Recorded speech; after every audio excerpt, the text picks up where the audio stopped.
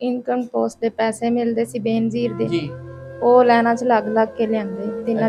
ਤਿੰਨਾਂ ਚੌ ਮਹੀਨਿਆਂ ਬਾਅਦ ਆਏ ਸੀ ਅੱਛਾ। ਤੇ ਬੱਚਿਆਂ ਨੂੰ ਕੱਪੜੇ ਲਿਆ ਦਿੱਤੇ। ਹੂੰ। ਤੇ ਮੀਆਂ ਮੇਰੇ ਨੇ 2 ਦਿਨ ਲੜਾਈ ਪਾਈ ਰੱਖੀ ਵੀ ਤੂੰ ਕੱਪੜੇ ਕਿਉਂ ਲੈ ਕੇ ਆਈ। ਇਹ ਨਸ਼ਾ ਕਰਦਾ ਸੀ ਤੇ ਉਹ ਕਹਿੰਦਾ ਸੀ ਕਿ ਮੈਨੂੰ ਦੇ ਪੈਸੇ। ਅੱਛਾ। ਸੁਬਾਹ ਆਇਆ ਤੇ ਫਿਰ ਉਹਨੇ ਮੈਨੂੰ ਕੋਈ ਗੱਲ ਨਹੀਂ ਕੀਤੀ, ਕੋਈ ਬਾਤ ਨਹੀਂ ਕੀਤੀ। ਅੱਛਾ। ਮੈਂ ਸੁੱਤੀ ਸਾਂ ਤੇ ਮੈਨੂੰ ਉਠਾ ਕੇ ਕਹਿੰਦਾ ਕਿ ਮੇਰੇ ਵੱਲੋਂ ਤੈਨੂੰ 3 ਦਫਾ ਤਲਾਕ, ਅੱਛਾ। ਮੈਂ ਤੈਨੂੰ ਨਹੀਂ ਰੱਖਣਾ, ਜਾਂ ਤੂੰ ਰਹੇਂਗੀ ਜਾਂ ਮੈਂ ਰਵਾਂਗਾ। ਬੱਚਿਆਂ ਦਾ ਰੌਲਾ ਪੈ ਗਿਆ ਤੇ ਫਿਰ ਉਹ ਮੁੰਡੇ ਨੂੰ ਨਾਲ ਲੈ ਕੇ ਚਲਾ ਗਿਆ, ਕੁੜੀਆਂ ਮੈਨੂੰ ਦੇ ਗਿਆ। ਕਹਿੰਦਾ ਕਿ ਕੁੜੀਆਂ ਤੂੰ, ਮੈਂ ਕਿਹਾ ਨਹੀਂ ਦੇਣੇ ਹੀ ਤੇ ਫਿਰ ਮੈਨੂੰ ਸਾਰੇ ਦੇ ਬੱਚੇ, ਮੁੰਡਾ ਵੀ ਦੇ। ਕਹਿੰਦਾ ਨਹੀਂ ਕੁੜੀਆਂ ਤੂੰ ਲੈ ਗਿਆ ਤੇ ਮੁੰਡਾ ਮੈਂ ਨਹੀਂ ਤੈਨੂੰ ਦੇਣਾ। ਮੁੰਡਾ ਉਹਦੇ ਕੋਲ ਹੈ ਤੇ ਕੁੜੀਆਂ ਮੇਰੇ ਕੋਲ ਨੇ। ਮਾਲਮ ਖਾਨ ਨੇ ਤਾਲਾ ਲਾ ਦਿੱਤਾ ਆਪਣੇ ਘਰ ਨੂੰ ਤੇ ਮੈਂ ਆਪਣੀ ਦੋਸਤ ਥੱਲੇ ਰਹਿ ਰਹੀ ਹਾਂ। ਪਹਿਲੇ ਸੜਕਾਂ ਤੇ ਸੀ ਤੇ ਹੁਣ ਯਾਦ ਆਈ ਤੇ ਉੱਧਰ ਚਲੇ ਗਏ। ਮੇਰਾ ਮਾਂ ਪਿਓ ਹੈ ਨਹੀਂ। ਅੱਛਾ। ਭੈਣ ਭਰਾ ਤੁਹਾਨੂੰ ਪਤਾ ਇਸ ਦੌਰ ਦੇ ਵਿੱਚ ਕੋਈ ਨਹੀਂ। ਇਹ ਗੱਲ ਮੈਨੂੰ ਇਹ ਤੁਸੀਂ ਦੱਸੋ, ਸਾਡੇ ਓਵਰਸੀਜ਼ ਪਾਕਿਸਤਾਨੀ ਜਿਹੜੇ ਬੈਠੇ ਨੇ ਬਾਹਰ ਦੇ ਮੁਲਕਾਂ ਦੇ ਵਿੱਚ, ਜ਼ਾਹਿਰ ਗੱਲ ਤੁਸੀਂ ਡਿਵੋਰਸ ਯਾਫਤਾ ਜੀ ਤੇ ਹਜੇ ਤੁਹਾਡੀ ਏਡੀ ਜ਼ਿਆਦਾ ਕੋਈ ਉਮਰ ਵੀ ਨਹੀਂ ਹੈ ਤੇ ਜ਼ਾਹਿਰ ਜ਼ਿੰਦਗੀ ਤੇ ਗੁਜ਼ਾਰਨੀ ਇਕੱਲਿਆਂ ਨਹੀਂ ਨਿਕਲਦੀ ਜ਼ਿੰਦਗੀ। ਤੇ ਰੱਬ ਨੇ ਨਾ ਬੜਾ ਦਿੱਤਾ, ਜਿਹੜੇ ਬਾਹਰ ਬੈਠੇ ਨੇ ਅੱਲਾਹ ਪਾਕ ਨੇ ਕਾਫੀ ਅੱਛੇ ਉਹਨਾਂ ਦੇ ਮਾਮਲਾਤ ਹੁੰਦੇ ਨੇ। ਤੇ ਅਗਰ ਉਹ ਫੋਰ ਐਗਜ਼ਾਮਪਲ ਤੁਹਾਡੀ ਕੋਈ ਇਮਦਾਦ ਕਰਨਾ ਚਾਹੇ, ਉਹ ਆਖੇ ਮੈਂ ਇਹਨੂੰ ਘਰ ਵੀ ਲੈ ਦਿੰਦਾ ਵਾਂ, ਇਹਦੇ ਬੱਚੀਆਂ ਵੀ ਅੱਛੇ ਸਕੂਲ 'ਚ ਪੜ੍ਹਨ, ਠੀਕ ਹੈ, ਤੇ ਇਹਨੂੰ ਵੀ ਹਰ ਤਰ੍ਹਾਂ ਦਾ ਕੱਪੜਾ, ਸਹੂਲੀਅਤ ਜ਼ਿੰਦਗੀ ਦੀ ਜਿਹੜੀ ਅੱਜ ਕੱਲ੍ਹ ਹੁੰਦੀ ਹੈ ਤੁਹਾਨੂੰ ਸਹੂਲਤ ਦੇਵੇ, ਤੇ ਉਹ ਆਖੇ, ਉਹ ਸ਼ਰਤ ਰੱਖ ਦੇਵੇ ਤੁਸੀਂ ਮੇਰੇ ਨਾਲ ਸ਼ਾਦੀ ਕਰ ਲਓ, ਇਸ ਬਾਰੇ ਤੁਹਾਡਾ ਕੀ ख्याल है? अस्सलाम वालेकुम नाजरीन, मैं आपका अपना मेज़बान ज़ुबैर राजपूत। आज हम एक ऐसी बहन के साथ बैठे हुए हैं जिनको अपने बच्चों के लिए कपड़े खरीदने पर तलाक हो गई, डिवोर्स हो गई। तो ये स्टोरी है क्या, माजरा है क्या? उसी बहन से उसी की ज़ुबानी जानते हैं और उनसे बात करते हैं। अस्सलाम वालेकुम। वालेकुम सलाम। जी बहन, जिस तरह कि आपने बताया कि आपने अपने बच्चों को ईद के लिए कपड़े लेके दिए और आपको उसी कपड़े लेके देने की वजह से डिवोर्स हो गई, ये क्या माजरा, क्या मामला, ज़रा हमारे नाज़रीन को बताइएगा कि अपने ही बच्चों को कपड़े लेके दिए और डिवोर्स हो गई। ਹਾਂਜੀ ਭਾਈ, ਉਹ ਜਿਹੜੇ ਇਨਕਮ ਪੋਸਟ ਦੇ ਪੈਸੇ ਮਿਲਦੇ ਸੀ ਬੇਨਜ਼ੀਰ ਦੇ, ਜੀ। ਉਹ ਲਾਈਨਾਂ 'ਚ ਲੱਗ ਕੇ ਲਿਆਂਦੇ। ਤਿੰਨਾਂ ਚੌ ਮਹੀਨਿਆਂ ਬਾਅਦ ਆਏ ਸੀ ਤੇ ਲਾਈਨ 'ਚ ਲੱਗ ਕੇ ਉਹ ਲਿਆਂਦੇ, ਖੱਜਲ ਖਰਾਬ ਹੋ ਕੇ। अच्छा, मतलब बेनज़ीर इनकम सपोर्ट के पैसे आए थे आपके पास। ਤੇ ਉਹ ਲੈ ਕੇ ਆਈ ਤੇ ਬੱਚਿਆਂ ਨੂੰ ਕੱਪੜੇ ਲਿਆ ਦਿੱਤੇ। ਤੇ ਮੀਆਂ ਮੇਰੇ ਨੇ 2 ਦਿਨ ਲੜਾਈ ਪਾਈ ਰੱਖੀ ਵੀ ਤੂੰ ਕੱਪੜੇ ਕਿਉਂ ਲੈ ਕੇ ਆਈ। अच्छा, मतलब वो जो पैसे आप इनकम सपोर्ट के पैसे घर लेके आई थी, उन्हीं पैसों के आपने अपने बच्चों को कपड़े ले दिए। अच्छा, फिर? 2 ਦਿਨ लड़ाई पाई रखी उन्होंने ते मैं क्या चलो गुस्सा आएगा फिर ठंडा हो जाएगा। मतलब आपके, मतलब वो पैसे आपसे खुद लेना चाह रहे थे, किस हवाले से? बिल देना था, किराया देना था, या कोई वजह और है? नहीं वो नशा करता सी ते वो कहंदा सी कि मैनू दे दे पैसे। मैं अच्छा। उन्होंने नहीं दिते। मतलब अपने नशे के लिए वो चाह रहे थे कि मुझे पैसे देती, मैं नशा करता, याशी करता। हाँ जी। काम क्या करते थे आपके हस्बैंड? फैक्ट्री च काम करता। अच्छा, फिर? ते जदों सुबह आया वो। अच्छा, रात की ड्यूटी थी, रात को शाम को लड़ाई होती रही है बच्चों की वजह से, कपड़े क्यों लेके आए, तो फिर रात को ड्यूटी पे चला गया। ड्यूटी ते चला गया। फिर आगे क्या हुआ? सुबह आया ते फिर उन्हें मैनू कोई गल नहीं कीती, कोई बात नहीं कीती। अच्छा। मैं सुत्ती सां ते मैनू उठा के कहंदा कि मेरे लो तेन पता 3 दफा। अच्छा, हाँ जी, मेरे मतलब सुबह ड्यूटी से घर आया, पहला काम उसने बिस्मिल्लाह पढ़ के यही किया है? हाँ जी। क्या कहता आपको? कि मेरे लो तेन 3 दफा तलाक है। अच्छा। मैं तेनू नहीं रखना, या तू रहेंगी या मैं रवांगा।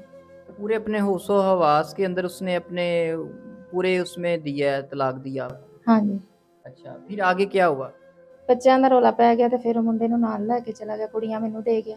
ਕਹਿੰਦਾ ਕਿ ਕੁੜੀਆਂ ਤੂੰ, ਮੈਂ ਕਿਹਾ ਨਹੀਂ ਦੇਣੇ ਹੀ ਤੇ ਫਿਰ ਮੈਨੂੰ ਸਾਰੇ ਦੇ ਬੱਚੇ, ਮੁੰਡਾ ਵੀ ਦੇ। ਅੱਛਾ। ਕਹਿੰਦਾ ਨਹੀਂ ਕੁੜੀਆਂ ਤੂੰ ਲੈ ਗਿਆ ਤੇ ਮੁੰਡਾ ਮੈਂ ਨਹੀਂ ਤੈਨੂੰ ਦੇਣਾ। ਅੱਛਾ। ਮੁੰਡਾ ਉਹਦੇ ਕੋਲ ਹੈ ਤੇ ਕੁੜੀਆਂ ਮੇਰੇ ਕੋਲ ਨੇ। ਅੱਛਾ, ਤੇ ਹੁਣ ਉਹ ਕਿੱਥੇ, ਤੁਹਾਡਾ ਬੰਦਾ ਕਿੱਥੇ? ਮੁੰਡਾ ਲੈ ਗਿਆ ਨਾਲ, ਪਤਾ ਨਹੀਂ ਕਿੱਥੇ ਚਲਾ ਗਿਆ, ਵੈਸੇ ਅਸੀਂ ਉੱਥੇ ਹੀ ਰਹਿ ਰਹੇ ਹਾਂ ਜਿੱਥੇ ਪਹਿਲੇ ਰਹਿੰਦੇ ਸਾਂ। ਇਹ ਜਿਹੜੇ ਮਕਾਨ ਤੇ ਤੁਸੀਂ ਰਹਿ ਰਹੇ ਹੋ, ਕਿਰਾਏ ਦਾ ਹੈ ਆਪਣਾ? ਕਿਰਾਏ ਦਾ। ਅੱਛਾ, ਜਦੋਂ ਛੱਡ ਕੇ ਤੁਹਾਨੂੰ ਗਿਆ, ਕਿੰਨੇ ਮਹੀਨੇ ਦਾ ਕਿਰਾਇਆ ਦੇਣਾ ਸੀ? 3-4 ਮਹੀਨਿਆਂ ਦਾ ਦੇਣਾ ਸੀ। ਅੱਛਾ, ਤੇ ਹੁਣ ਕੀ ਸੂਰਤ-ਹਾਲ ਹੈ? ਹੁਣ ਬੇਟੀਆਂ ਦੇ ਨਾਲ ਤੁਸੀਂ ਖੁਦ ਹੀ ਰਹਿ ਰਹੇ ਹੋ ਉਸ ਮਕਾਨ ਦੇ ਵਿੱਚ, ਤੇ ਕਿੰਨਾ ਕਿਰਾਇਆ ਦੇਣਾ ਹੈ, ਤੇ ਮਾਲਕ ਮਕਾਨ ਦਾ ਕੀ ਰਵੱਈਆ ਤੁਹਾਡੇ ਨਾਲ?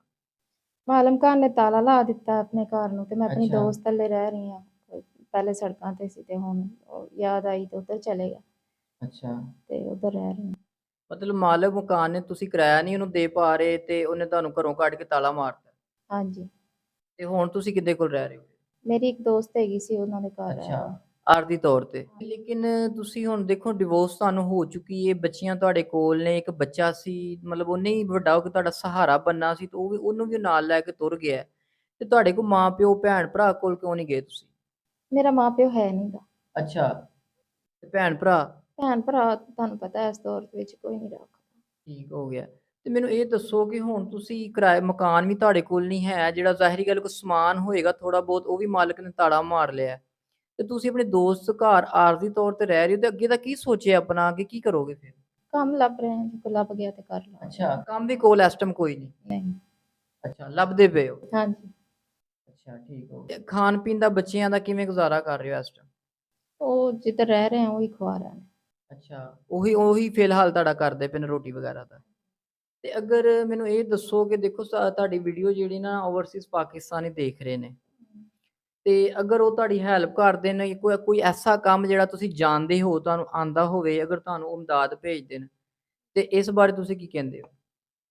ਤੇ ਇੱਕ ਮਦਦ ਕਰੇਗਾ ਤੇ ਅੱਲਾ ਉਹਨਾਂ ਦਾ ਭਲਾ ਕਰੇ। ਹੂੰ। ਜਿਹੜਾ ਕੋਈ ਮਸਲਨ ਕਿ ਮਦਦ ਕਰੇਗਾ, ਮੈਂ ਕੋਈ ਆਪਣਾ ਕਾਰੋਬਾਰ ਕਰ ਲਾਂਗੀ, ਸਿਲਾਈ ਮਸ਼ੀਨ ਅੱਛਾ, ਵਗੈਰਾ ਲੈ ਲਾਂਗੀ। ਅੱਛਾ ਕੱਪੜੇ ਸੀਨੇ ਆਂਦੇ ਤੁਹਾਨੂੰ? ਹਾਂਜੀ। ਤੇ ਰੈਂਟ ਤੁਹਾਡਾ ਕਿੰਨੇ ਮਹੀਨੇ ਦਾ ਤੁਸੀਂ ਦੱਸਿਆ ਸੀ?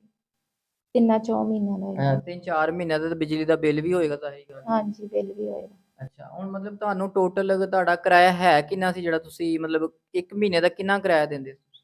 11,000। 11,000 4 ਮਹੀਨੇ ਦਾ ਤਕਰੀਬਨ 44,000 ਤੁਹਾਡਾ ਕਿਰਾਇਆ ਬਣਦਾ ਹੈ ਤੇ ਤਕਰੀਬਨ ਕੋਈ ਬਿਜਲੀ ਦਾ ਬਿੱਲ ਵੀ ਕੁਝ 15-16,000 ਜੁੜਿਆ ਪਿਆ, ਕੋਈ 60,000 ਰੁਪਇਆ ਤੁਹਾਡਾ ਇਹ ਵੇ।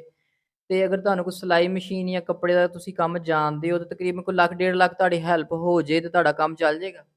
ਹਾਂਜੀ, ਚੱਲ ਜਾਏਗਾ। ਸਹੀ। ਮਤਲਬ ਆਪਣੀ ਬੱਚੀਆਂ ਨੂੰ ਤੁਸੀਂ ਆਪਣੇ ਘਰ ਵਾਪਸ ਉਸੇ ਮਕਾਨ ਤੇ ਦੁਬਾਰਾ ਚਲੇ ਜਾਓ। ਹਾਂਜੀ। ਅੱਛਾ, ਦੂਸਰੀ ਗੱਲ ਮੈਨੂੰ ਇਹ ਤੁਸੀਂ ਦੱਸੋ, ਸਾਡੇ ਓਵਰਸੀਜ਼ ਪਾਕਿਸਤਾਨੀ ਜਿਹੜੇ ਬੈਠੇ ਨੇ ਬਾਹਰ ਦੇ ਮੁਲਕਾਂ ਦੇ ਵਿੱਚ, ਜ਼ਾਹਿਰ ਗੱਲ ਹੈ ਤੁਸੀਂ ਡਿਵੋਰਸ ਯਾਫਤਾ ਜੇ। ਤੇ ਹਜੇ ਤੁਹਾਡੀ ਏਡੀ ਜ਼ਿਆਦਾ ਕੋਈ ਉਮਰ ਵੀ ਨਹੀਂ ਹੈ ਤੇ ਜ਼ਾਹਿਰ ਜ਼ਿੰਦਗੀ ਤੇ ਗੁਜ਼ਾਰਨੀ, ਇਕੱਲਿਆਂ ਨਹੀਂ ਨਿਕਲਦੀ ਜ਼ਿੰਦਗੀ। ਤੇ ਰੱਬ ਨੇ ਨਾ ਬੜਾ-ਬੜਾ ਦਿੱਤਾ, ਜਿਹੜੇ ਬਾਹਰ ਬੈਠੇ ਨੇ ਅੱਲਾਹ ਪਾਕ ਨੇ ਕਾफ़ੀ ਅੱਛੇ ਉਹਨਾਂ ਦੇ ਮਾਮਲਾਤ ਹੁੰਦੇ ਨੇ ਤੇ ਅਗਰ ਉਹ ਫੋਰ ਐਗਜ਼ਾਮਪਲ ਤੁਹਾਡੀ ਕੋਈ ਇਮਦਾਦ ਕਰਨਾ ਚਾਹੇ, ਉਹ ਆਖੇ ਮੈਂ ਇਹਨੂੰ ਘਰ ਵੀ ਲੈ ਦਿੰਦਾ ਵਾਂ, ਇਹਦੇ ਬੱਚੀਆਂ ਵੀ ਅੱਛੇ ਸਕੂਲ 'ਚ ਪੜ੍ਹਨ, ਠੀਕ ਏ, ਤੇ ਇਹਨੂੰ ਵੀ ਹਰ ਤਰ੍ਹਾਂ ਦਾ ਕੱਪੜਾ, ਸਹੂਲੀਅਤ ਜ਼ਿੰਦਗੀ ਦੀ ਜਿਹੜੀ ਅੱਜ-ਕੱਲ੍ਹ ਹੁੰਦੀ ਏ ਤੁਹਾਨੂੰ ਸਹੂਲਤ ਦਵੇ ਤੇ ਉਹ ਆਖੇ, ਉਹ ਸ਼ਰਤ ਰੱਖ ਦੇਵੇ ਜੀ ਤੁਸੀਂ ਮੇਰੇ ਨਾਲ ਸ਼ਾਦੀ ਕਰ ਲਓ, ਇਸ ਬਾਰੇ ਤੁਹਾਡਾ ਕੀ ਖਿਆਲ ਹੈ? ਨਹੀਂ, ਮੈਂ ਇਸ ਬਾਰੇ ਨਹੀਂ ਸੋਚਿਆ। ਮੇਰੀਆਂ ਬੱਚੀਆਂ ਨੇ, ਮੈਂ ਆਪਣੇ ਬੱਚਿਆਂ ਦੇ ਸਿਰ ਤੇ ਜ਼ਿੰਦਗੀ ਗੁਜ਼ਾਰਾਂਗੀ। अच्छा, मतलब शादी का कोई इरादा नहीं है। कोई नहीं है ठीक हो गया। शादी। तो जी नाज़रीन, आपने बहन की कहानी सुनी है, इन्हीं की ज़ुबानी सुनी है कि बच्चों को कपड़े लेके दिए इन्होंने, जिसकी वज़ह से इनको डिवोर्स हुई। इनके जो ख़ावंद थे, साबका ख़ावंद थे, वो नशा करते थे और उनका ये डिमांड थी कि वो पैसे उन्हें दिए जाते ताकि वो अपना नशा पूरा कर सकते, ऐशी कर सकते। एक कितनी बड़ी अलमी और दुःख की बात है कि एक हमारी बहन इधर बैठी है और अपने बच्चों को कपड़े लेकर देने पे डिवोर्स हो गई। नाज़रीन देखिए हमारा माशरा किस तरफ जा रहा है। और एहसास का अपने बच्चों के लिए लोग एहसास नहीं कर रहे, किसी का लोग कौन एहसास करता है, ठीक है? तो नाज़रीन ये बहन मजबूरी में आके मीडिया पे आई हैं, आपसे से ज़्यादा रिक्वेस्ट है कि इनकी इमदाद की जाए, हेल्प की जाए ताकि ये अपनी बच्चियों के लिए जो है ना अपने मकान में वापस जा सकें, जो किराया इन्होंने देना है वो दे के वापस अपनी छत के नीचे चले जाएँ। और एक इन्होंने बताया कि ये सिलाई मशीन चाहती हैं, ये कपड़े सिलाई कर लेती हैं ताकि चले घर में बैठ के बाहर भी ना जाना पड़े। तो ये अपने बच्चों के लिए जो है ना अपना 2 वक़्त का खाना वो जो है ना मुयस्सर कर सकें कपड़े सिलाई करके। तो नाज़रीन मज़ीद ऐसी वीडियोज़ हमारे चैनल पे देखने के लिए हमारे चैनल को सब्सक्राइब करें, शेयर करें, दुआओं में याद रखिएगा, अपना ख़्याल रखिएगा। अल्लाह हाफ़िज़।